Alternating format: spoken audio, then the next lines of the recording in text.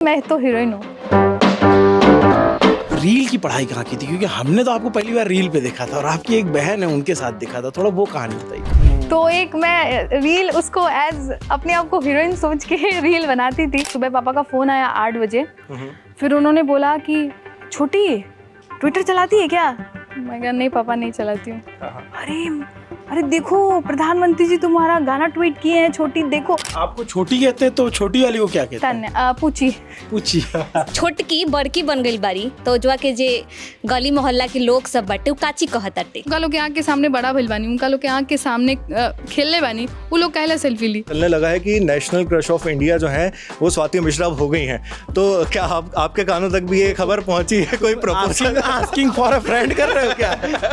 एक सवाल जो सबका होता है कि यार प्रधानमंत्री मोदी ने किया, भारतीय जनता पार्टी से हैं, कहीं ऐसा तो नहीं कि आगे चल के बीजेपी में चली जाएंगी? किसी को भी आप कह नहीं सकते हो कि 5 साल बाद उसकी मेंटालिटी क्या होगी। मेरे लिए राम जी क्या है वो एक शब्द में बता नहीं सकती हूँ। राम आएंगे तो अंगना सजाऊंगी। दी लल्लन टॉप के न्यूज रूम में आज मेरे यानी शेख नाविद के साथ जो शख्सियत मौजूद है वो शायद आज से 4-5 महीने पहले होती तो शायद मुझे उनका परिचय देने की जरूरत पड़ती, लेकिन क्योंकि आज हम बातचीत कर रहे हैं तो मैं ये बताना चाहूँगा कि ये किसी परिचय की मोहताज नहीं है।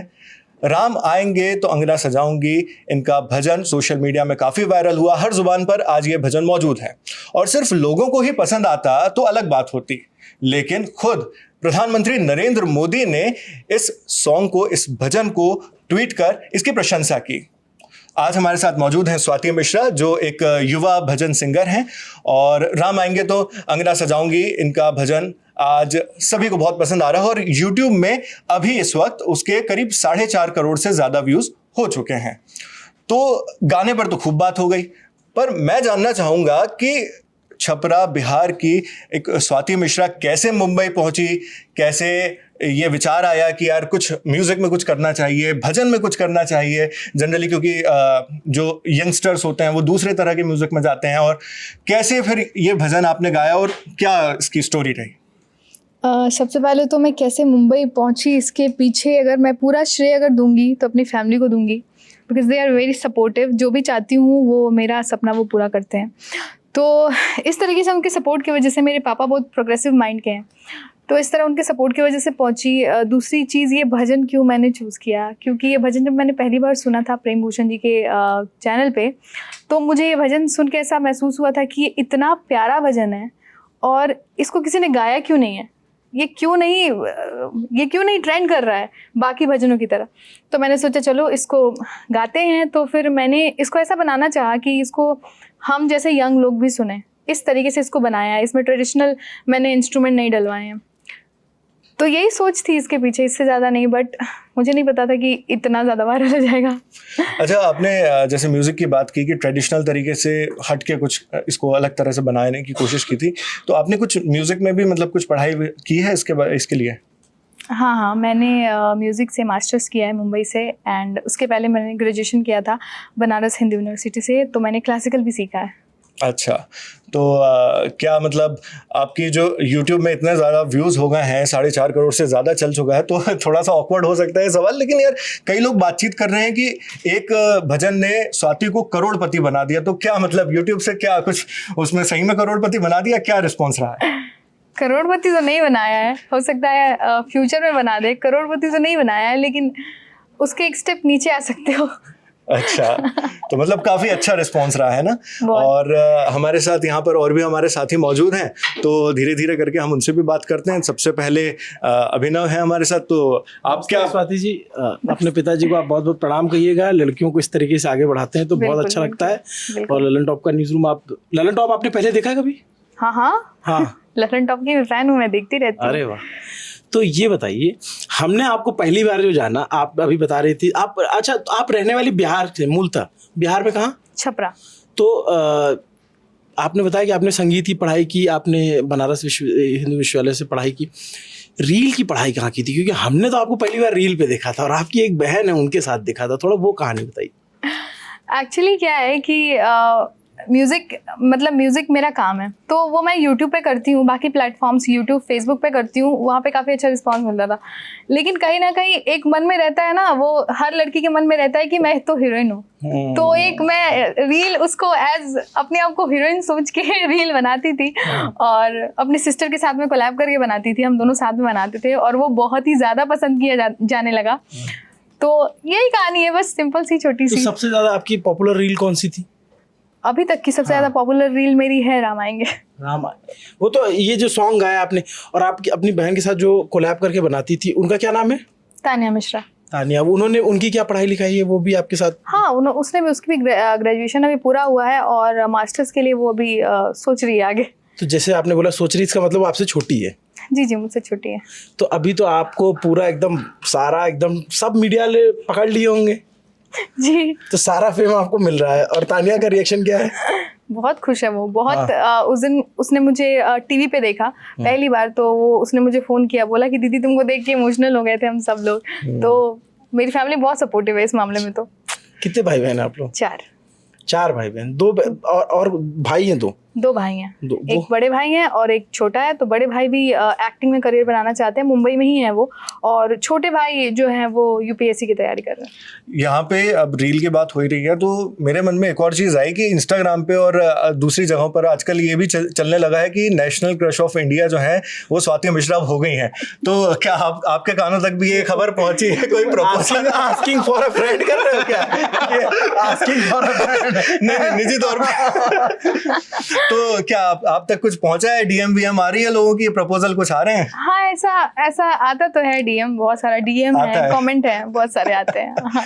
अच्छा, मैं आपके लिए ऐसे पर्सनली जानना चाहता हूँ, जैसे हमारे तरफ जो है, आप छपरा से हैं, हमारे जो अवध का इलाका, जो अवध से इधर का इलाका है ना, जहाँ बनारस, इलाहाबाद, प्रयागराज, यहाँ शिव भगवान की ज़्यादा पूजा होती है।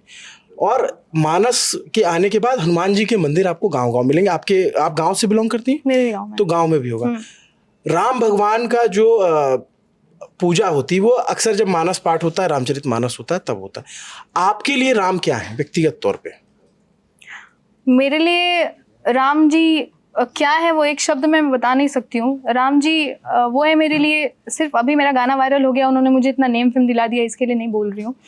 पहले भी जब भी कोई भी परेशानी होती थी, कोई भी परेशानी होती है, मैं बस आंख बंद करके उनको याद करती हूँ, अपनी प्रॉब्लम उनको बताती हूँ और बिलीव मी वो प्रॉब्लम मेरी सॉल्व हो जाती है। अगर होने लायक होती है प्रॉब्लम, बिल्कुल सॉल्व हो जाती है मैजिकली। मुझे ऐसा लगता है कि भगवान हर चीज़ में मेरे साथ हैं और बचपन से राम जी की कृपाएं कही कि इतनी अच्छी फैमिली मिल गई, इतना अच्छा फैमिली बैकग्राउंड मिल गया। जो मैंने मांगा, यूट्यूब एक स्टार्ट करने के लिए बेसिक सी चीज़ ले लें, यूट्यूब स्टार्ट करने के लिए जो बेसिक नीड्स होती हैं, कैमरा, माइक, सब मिल गया। तो ये सब कृपा ही है राम जी की ना, कि कोई भी आगे बढ़ता है ना तो सिर्फ मतलब मुझे, जैसे आपने बोला कि मुझे लाइमलाइट मिल रहा है, लेकिन इसके पीछे मेरी फैमिली का क्या है, उनका सैक्रिफाइस, ये सब, तो ये सब राम जी की कृपा ही है जो इतनी अच्छी फैमिली दी, इतना अच्छा बैकग्राउंड दिया, इतने अच्छे, मेरे फादर बहुत ही प्रोग्रेसिव सोच के हैं। मतलब जितनी मैं अपने करियर के लिए मैं खुद नहीं हूँ ज़्यादा सीरियस, उससे ज़्यादा वो हैं सीरियस। एक व्यू गिनते हैं वो। आपको एग्जैक्ट मुझे नंबर नहीं पता होगा कि राम आएंगे पे कितना व्यू है, अभी कॉल कर दूं वो राम आएंगे का पूरा 4 करोड़, छोटी 4 करोड़, इतना इतना इतना एग्जैक्ट नंबर बता देंगे वो। क्या बात है। सब्सक्राइबर्स के नंबर बता देंगे, ऐसे है मेरे पापा। तो अच्छा, वो, इससे हाँ, वो कमेंट भी पढ़ते हैं? हाँ, पढ़ते हैं कमेंट्स। अच्छा, तो कई बार जो होता है बहुत सारे अच्छे कमेंट आते हैं, कुछ कई बार होता है आपके इंस्टाग्राम पे भी आप देखोगे या फिर यूट्यूब पे भी, तो नेगेटिव कमेंट्स आते हैं, उसका आम लोगों के मनोबल पे बहुत असर पड़ता है। आपके साथ भी ऐसा शुरू में कभी हुआ या अभी भी होता है? नेगेटिव कमेंट का असर तो होता है, अगर कोई भी आपको लगातार कुछ भी नेगेटिव बोलने लगे तो होता है, लेकिन मेरे लिए इसका जो उपाय है ना वो यही होता है कि मैं उसको छोड़ के पॉजिटिव कमेंट्स देखने लगती हूँ। और जब पॉजिटिव कमेंट्स का जब मैं संख्या देखती हूँ, मैं कहती हूँ ये तो कुछ है ही नहीं इसके आगे, ये तो हेटर्स हैं।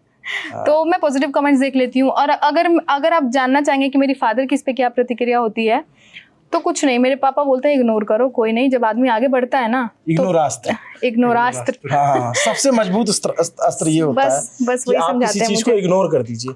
ये आपने जो राम आएंगे गाया और उसके बाद ये बहुत पॉपुलर हुआ और बहुत ज्यादा लोग अभी भी देख रहे हैं रील्स इस पे, कम से कम मुझे लगता है कि 1.5, 2, 4 करोड़ तो रील बन गई होगी। अयोध्या आप पहले कभी गई हैं या अभी आगे जाना चाहती हैं? मैं अयोध्या राम जी की कृपा से, राम आएंगे भजन की वजह से ही अयोध्या पिछले हफ्ते रह के आई हूँ, फिर एक हफ्ते बाद फिर गई थी। तो अयोध्या मेरा जाना होता रह रहा है। अच्छा, लोग अयोध्या से बुला रहे होंगे कि एक बार स्वाति जी जो है जी, आप जो है अयोध्या में शोज हुए हैं 3-4। हाँ, तो आप ऐसे जनरली भी गुनगुनाती हैं या फिर जब शोज होते हैं तभी गुनगुनाती हैं? मैं हमेशा गुनगुनाती रहती हूँ। कैसे? हो राम आएंगे तो अंगना सजाऊंगी, दीप जला के दिवाली मैं मनाऊंगी, मेरे जन्मों के सारे पाप मिट जाएंगे, राम आएंगे, मेरी झोपड़ी के भागा खुल जाएंगे, राम आएंगे। तो आप जब गाती तो एकदम मगन, एकदम आँख बंद हो जाती है, एकदम रम के जो है। काफी खूबसूरत, बिल्कुल बहुत सुरीला। और अच्छा, वैसे अभी हम बात कर रहे थे आपके पापा की कि पापा रिएक्शन देते हैं, पूरा एक व्यूज गिन रहे हैं, आपको बताते रहते हैं। तो जब प्रधानमंत्री जी ने इसका ट्वीट किया था, इसे शेयर किया था, तो आपने खुद देखा था या वो भी पापा ने बताया था या किसी और ने? यही बात है। मैं थोड़ा लेट तक उठती हूँ। सुबह पापा का फोन आया 8 बजे, फिर उन्होंने बोला कि छोटी ट्विटर चलाती है क्या? मैं कहा नहीं पापा, नहीं चलाती हूँ। अरे देखो प्रधानमंत्री जी तुम्हारा गाना ट्वीट किए हैं, छोटी देखो। मैंने फिर देखा, मुझे तो यकीन ही नहीं हो रहा था पहली बात। फिर पापा कह रहे हैं कि नहीं ओरिजिनल है, ओरिजिनल आईडी से। इतने खुश मेरे पापा, इतने खुश मेरे पापा। मम्मी कह रही थी कि थोड़ा बहुत इमोशनल भी हो गए थे पापा वहाँ पे।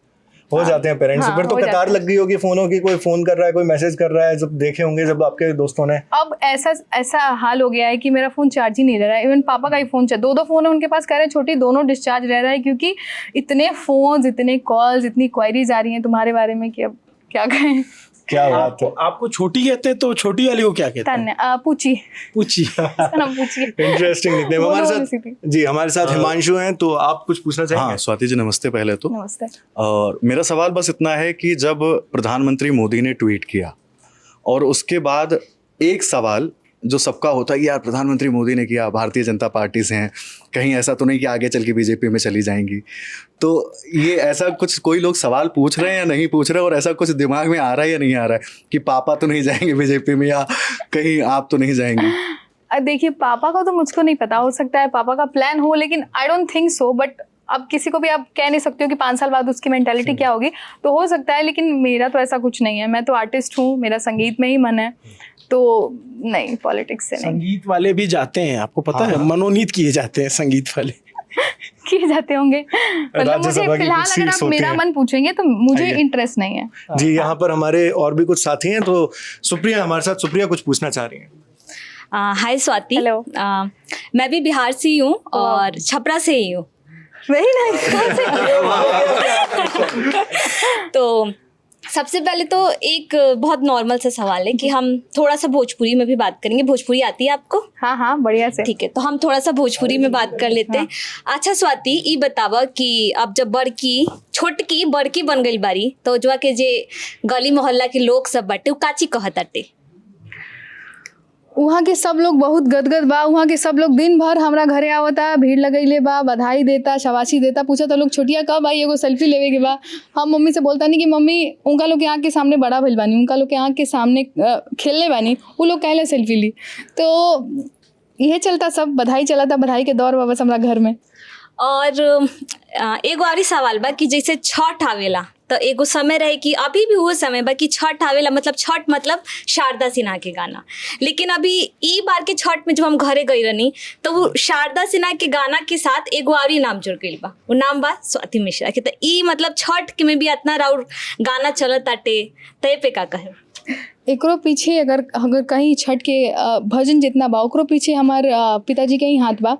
हम भोजपुरी से बहुत दूर भागत रहनी शुरू में, लेकिन हर छठ पे पापा के हमारा आदेश आवत रहलक कि छठ के एक गीत आवे के चाहिए। अगर छठ के गीत ना आई तो फिर हमसे बात मत करिए। तो हर साल पापा के वजह से छठ के गीत डालत रहनी, और आज जो छठ के गीत से हमारा बिहार में जो प्यार मिलल बा, ओकरो श्रेय हमारे पापा के जाता। बहुत बहुत शुक्रिया। तो अभी आप देख रहे हैं लल्लन टॉप भोजपुरी। और नहीं भाई, शुक्रिया बोलकर बैठिए मत, हमें समझाइए कुछ, हमें कुछ समझ नहीं आया। भोजपुर क्या पूछा, क्या जवाब क्या आया?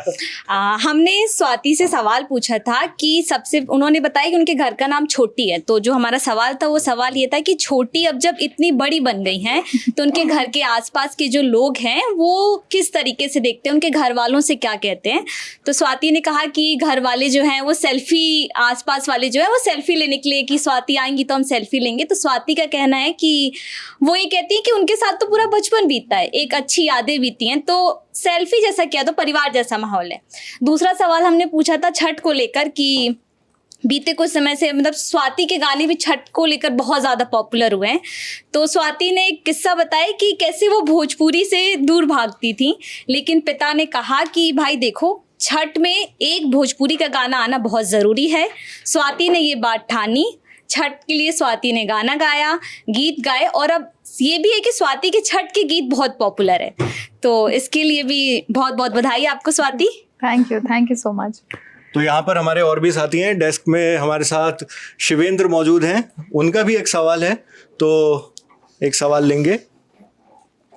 नमस्ते मैम। नमस्ते। पहले तो आपको बहुत बधाई। Thank you. नमस्ते मैम। नमस्ते। पहले तो आपको बहुत बधाई। Thank you. मतलब हर जगह चल रहा है, 22 जनवरी प्राण प्रतिष्ठा का दिन है। जी।